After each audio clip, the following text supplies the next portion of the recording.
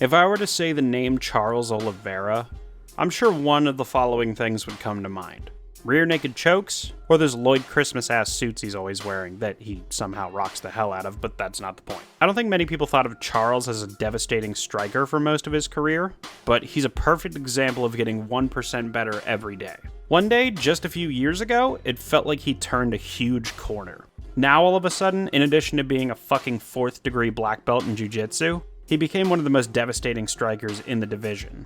A legit pound-for-pound talent. Justin Gaethje talked about his experience fighting Charles, claiming it's the hardest he's ever been hit. My last fight, Charles was brilliant. It was a feeling I've never felt. Usually you get hit, call it a buzz, call it a flash. This is more like my tongue just went on a super powerful battery. I mentioned the phrase legit pound-for-pound talent because A, the UFC media machine has made that term meaningless, and B, how many featherweights, lightweights, or maybe possibly even welterweights would you really favor tooth and nail over Charles Oliveira in his current form? Elite striking and elite grappling. A true, actual example of both. On top of that, it bears repeating. With a 4th degree black belt in jiu-jitsu, he's given himself something of a boxing 10 count in MMA. There's really only one guy crazy enough to recklessly jump into Oliveira's guard after hurting him on the feet, and that guy just so happens to be the pound-for-pound number 1. Oliveira's jiu-jitsu is a dual attack, where it's offensive if he hurts you on the feet, and defensive if you hurt him on the feet. Such a complete game.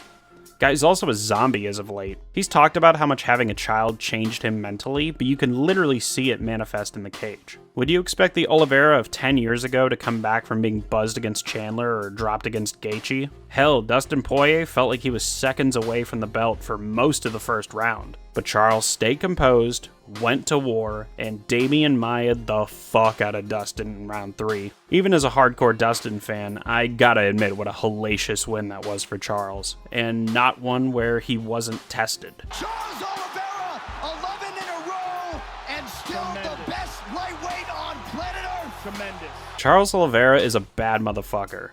A great fighter, a good dude, always humble and respectful, even in the face of disrespect. He epitomizes what it means to be a martial artist.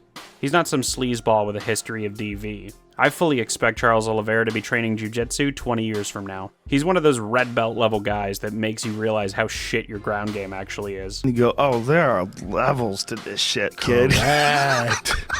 There's a small number of guys I truly want to watch succeed. I'm a huge fan of the sport, and I love watching good fights. And for the most part with me, it's may the better man win.